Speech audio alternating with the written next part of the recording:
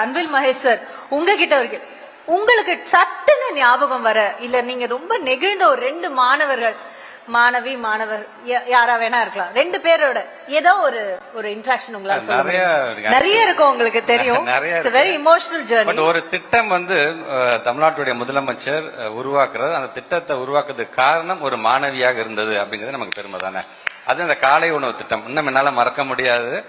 அசோக் பிள்ளை இருக்க ஒரு ஸ்கூல்ல அவங்க உள்ள நுழையும் போது ஃபர்ஸ்ட் டெஸ்க்ல உட்காந்து அந்த பொண்ணுகிட்ட கேட்கறாங்க, என்னமா என்ன எப்போதுமே தமிழ்நாட்டு முதலமைச்சர் இருக்கக்கூடிய அந்த பழக்கம், இந்த சாப்பிட்ற நேரத்தில் யார் வந்தா சாப்பிட்டியான்னு கேட்கறது, அந்த ரொம்ப சாப்பிட்டீங்களாமா நீங்களா அப்படின்னாங்க. இல்ல சார், ஏன் இன்னைக்கு சாப்பிடலையான்னு. இல்ல பொதுவாகவே மார்னிங் ஏதாவது டீ பன் சாப்பிட்டு வரும், எங்க அம்மா மதியம் சாப்பாடு சாப்பிட்டுக்க சொல்லுவாங்க அப்படின்னு சொன்னதுதான். ஒன்னும் ரியாக்ட்லாம் பண்ணிக்கல.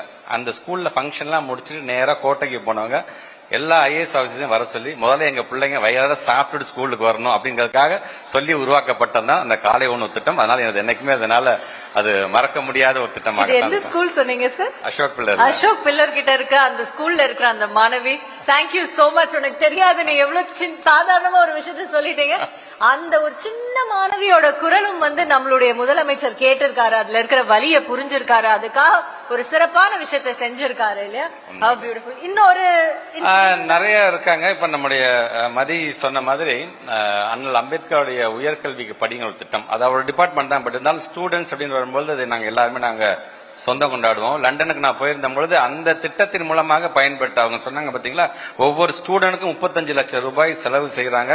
கடந்த கால ஆட்சி நான் இப்ப கம்பேர் பண்ண நினைக்கிறேன்னா அது 2 பேர் அடுத்த மேக்ஸிமம் போனாங்க. அவர் சொன்ன மாதிரி மோர் தென் 385 ஸ்டூடெண்ட்ஸ், கிட்டத்தட்ட 180 கோடி ரூபாய் ஒரு அரசாங்கம் செலவிட்டு இருக்க போது நாங்க போகும்பொழுது தமிழ்ச்சங்கத்தின் மூலமாக ஒரு பொண்ணு எங்கிட்ட பேசிட்டு சார், நான் படிச்சுட்டே வேலைக்கு போறேன், நீங்க வந்திருக்கீங்க வந்தேன், என்னோட நன்றியை மட்டும் தமிழ்நாட்டு முதலமைச்சர் சொல்லுங்க சார். அந்த பொண்ணு சொல்லிட்டு போனதை கண்டிப்பா என்னால அது மறக்க முடியாது. தருணங்கள்ல உங்களுக்கு எப்படி சார் இருக்கு? சோ ஹாப்பி மசி. இன்னைக்கு இருக்கிற சமுதாயத்தை நான் என்ன ஜாதிகாரன் தெரியுமா அப்படின்னு பேசின சமுதாயத்தை நான் என்ன படிச்சிருக்கேன் தெரியுமா அப்படின்னு மாத்தினார் பாத்தீங்களா. அதான் எங்க தமிழ்நாட்டு முதலமைச்சருடைய மிகப்பெரிய ஒரு அச்சீவ்மெண்டாக அதை நாங்க பாக்குறோம். Beautifully, very well set. Thank you, thank you minister. Thank you.